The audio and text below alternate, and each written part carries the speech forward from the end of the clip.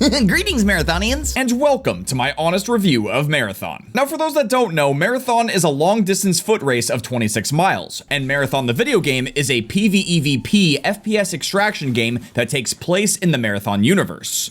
So pretty much identical. As someone who has played a lot of FPS games, including Halo and Destiny, but not nearly as many extraction shooters, I was really curious to see if Marathon could be the type of game to finally break that barrier and get me more into extraction games, or if I would try it out, rage after losing 3 games in a row, and then never play it again. So let's grab some low-tier loot, get ready to sprint to our deaths, and see if Marathon is worth $40, or if I should save that money and DoorDash a pizza and a small drink instead. The experience. Now, when I first played the alpha of Marathon, I'm gonna be honest, I didn't really have a good time. It was generally a confusing and unsatisfying experience that I think a lot of players who are newer to extraction games run into. You're playing this new type of experience for the first time, you're out of your element, and you can't help but get farmed by people who have been nonstop playing Tarkov since it released. Well, my friends, thankfully there is a way around this. And it's called not caring. You see, I had a much better experience the second time around playing the Marathon server slam. The game was running much better this time around, and as I was playing the game more, it was easier to understand what was going on. One of my favorite things to do was queue in as this one character called Rook, whose sole purpose in life is to drop into matches roughly halfway through and try to gork other teams, kill them, and take their loot. And if you're wondering why this gameplay or even the face cam looks a little off, again, it's because I stopped caring. It's really easy to fall into the trap of these extraction games being really intense or even scary at times, but I decided to say f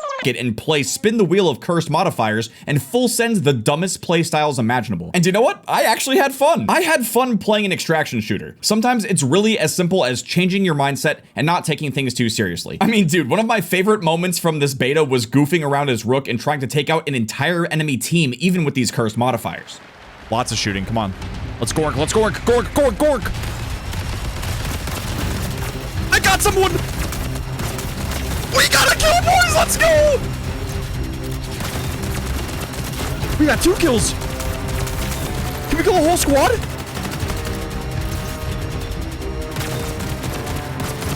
Oh my god. Dude! We just killed a whole squad! Absolutely gorked. The graphics. I feel like a lot of people are gonna take a quick look at the art style of Marathon and be like, yep, I'm never playing that game. Marathon's art style seems to be the most polarizing aspect of the game. You either love it or you hate it. According to Bungie's art director, it's described as graphic realism, kind of like Mirror's Edge, but with a completely different color palette and a significantly moodier atmosphere. And to be honest, personally, I'm kind of torn on the art style of the game. There are moments where it feels like everything comes together and the environment is beautimous and atmospheric and it fully immerses you. But then there's also moments where you're getting blinded by the color red and everything is just like a single color flashbang. I think my OLED monitor is either working too well or the graphic realism is really just trying to kill my earballs. But part of what also makes the conversation surrounding Marathon's art style really messy is the fact that last year in September, a now ex-artist at Bungie was caught plagiarizing art from the artist Anti-Real, who had created texture sheets that were ultimately stolen from her and used in the alpha of Marathon. Now fast forward to 2026 and it looks like she and Bungie have reached some sort of settlement and the stolen art was removed from the game. But at the time, this definitely left a pretty big stain on the game and was most likely a big part of why Marathon was delayed last year. And I might get some heat for saying this, but I actually like the art style and art direction for the game. It's very unique and eye-catching, and it really helps shape the world and set the tone for the entire game. But at the same time, I can't help but feel dirty for saying so. I'm still wondering in the back of my mind if anything else in this game might be stolen, and that's why I weirdly feel guilty for liking the aesthetics of the game. But from what I've seen, Bungie did right by the artist, and they even did a full audit of other assets in the game to ensure that nothing else was stolen. But I guess time will tell on this, and hopefully Marathon at this stage has completely unique and original art, and we won't find out otherwise later on. The gunplay. Now I gotta keep it real, I didn't get nearly as much playtime or hands-on with the many different guns in Marathon, but from what I did get to use, the guns were feeling fantastic. I specifically remember looting a DMR and it felt weighty and punchy, much like the scout rifles in Destiny. This is really where the Bungie DNA stands out. The way the weapons look and handle, the weapon inspects, how they fit their roles in gunfights. I think they did a phenomenal job on this front, and that's going to be very important going into the full launch of the game, since it seems like Marathon is more PvP focused compared to a game like Arc Raiders. Speaking of which, the Proc Chat. Where was it? Well, it was broken for the first day of the beta and was completely unusable, and apparently using Discord could also create some weird issues or interactions with the game, but apparently both of those issues got sorted out on day 2 of the beta. But even after playing the game for hours, the team chat and prox chat were dead silent. And in my opinion, if this game is going to be more PvP focused, I would love to hear more people getting on the mics and either A, talking shit, or B, talking mad shit. Bro, I was dying to hear some funny reactions after gorking some fools and taking all their stuff, but I was met with the gentle chirps of crickets. I was out here screaming, "Greetings, Marathonians," like a buffoon to my teammates and hoping to get greeted back, but sadly, I was greeted with nothingness. And it's like, look, man, I get it. Not everyone wants to chit chat, but after fixing chat issues, I thought for sure I was going to hear someone say something funny in prox chat the next day, but it just didn't happen. Maybe I would have had to play the game for like 12 hours or something to finally get someone to talk, but I'm just really hoping that there's more opportunities for teamwork as well as funny reactions when the full game drops. Prox chat is a huge part of these extraction shooters. It's a big reason why Arc Raiders blew up, and if it's gonna be quiet in Marathon, that's just not good. And speaking of not good, the UESC. Dude, these robots, man. Bungie does not mess around when it comes to programming AI. There was one match where I was playing Rook on Dire Marsh and I spawned in, I got detected by a camera, and I was shot and killed in like less than 10 seconds. The AI is brutal in this game, and the longer you take to learn this lesson, the faster you're going to delete this game. But at the same time, by having the UESC not be completely useless, it creates even more tension. There's always going to be that chance that the AI in the game can be a bigger threat than a real player. And by real player, I mean your 6-year-old cousin who's trying to watch TikToks while playing. You have to pick your battles carefully. Fighting the UESC can bring a lot of unwanted attention, and it's up to you to decide if it's worth trying to infiltrate and loot their bases and possibly get third-partied by a nearby squad, or if you should remain stealthy and just sneak past them. This is a huge part of driving tension from match to match. And even though I was playing with cursed modifiers for most of my playtime, I was still aware of this and doing my best to adapt to the situations that were being presented to me.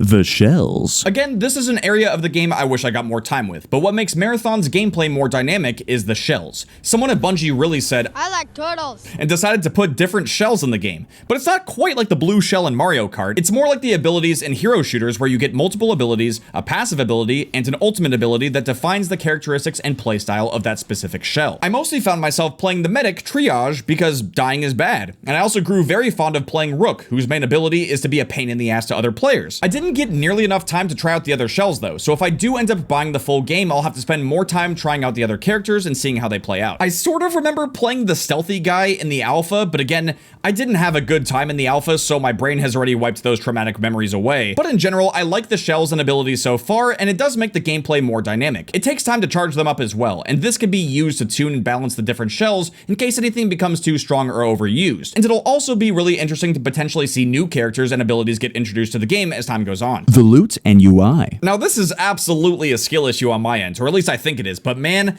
I could not figure out what I was looting half the time. When you eliminate the UESC or an actual player and you go to take their loot, there's a brief period of time where the loot is essentially loading in, and you can't quite tell what you're picking up yet. But when it does load in, it's pretty hard to instantly identify and understand what you're looting, unless you read the in-game title and description for what the item is. When you're not in a match and you're checking out your inventory, this is usually okay since you have some downtime to be able to take your time and process what you're looking at, but in the middle of a match, it's a nightmare. And it's possible that Bungie did this intentionally to create even more tension during the match, but I feel like I'm constantly rushing and just taking everything I possibly can without even knowing what the hell I just looted. Like, bruh, I could have just looted a picture of someone's turd, 100 light rounds, some med packs, and a bottle of horsey sauce wine from Arby's, and I wouldn't know the difference since it's so hard to quickly identify the stuff we're looting. And this could be a point of contention for Marathon since looting is a key part of extraction shooters, but like I mentioned, it could also just be a skill issue on my end and something that can be learned over time. I figured I'd mention it though, since the loot in Marathon is just as stylized as the game itself, and it's pretty easy to get lost in the sauce and not know what's really going on. The stuff I want. Okay, now to be fair, there isn't a ton else to review. This was of course the Marathon server slam, not the full game. But even then, myself and a lot of people who are potentially looking to buy this game are going to ask the question, is it worth it? And based on just the server slam experience alone, I'd say maybe. If you're a big fan of Bungie and the games they make, this is still kind of a tough sell since, as far as I can tell, Marathon is solely an extraction shooter. Nothing less, nothing more.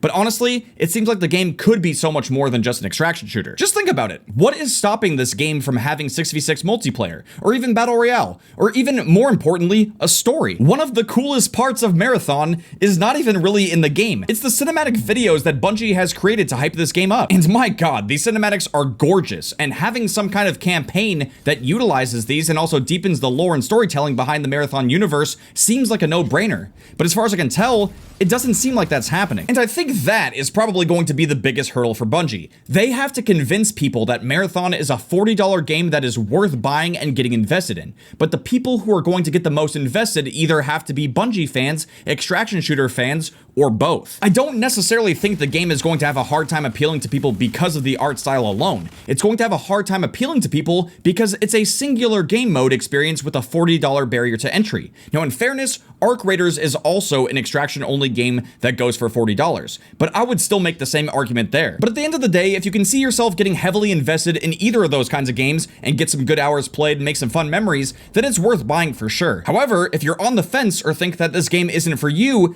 then you're probably right to go with that instinct. I will say though, I think it was really smart for Bungie to run this server slam and let people try the game for free though. And hopefully in the future they might consider doing some free trials or free weekends to give people another chance to check out the game for free and see if they like it. But yeah, my overall take coming from the alpha to the beta is that I'm really surprised that Bungie was able to correct course, listen to feedback, and improve the game in a meaningful way. As someone who doesn't really play that many extraction games but has sunk in a lot of hours into Bungie games over the years, I'm actually happy to see that there might be an extraction shooter I can sink my teeth into. It kind of makes me think back to DMZ and Modern Warfare 2. As someone who's been playing Call of Duty since COD 4, it was initially really interesting to see them try to create an extraction experience within the Call of Duty universe, but the concepts didn't feel complete or like Infinity Ward was fully able to commit more time and resources into DMZ. It's kind of crazy to think that on top of making DMZ, they also had to make a campaign, multiplayer, raids, spec ops, and a Warzone integration, so they definitely had enough on their plates. So I guess in a way, maybe it's a good thing that Bungie is laser focused on extraction and making sure it's the best possible experience with no other distractions. But I'm not gonna shut up about it, man. I do think a campaign that could deepen the narrative even further would be perfect, since campaigns are a one and done type of deal and don't require updates or live service.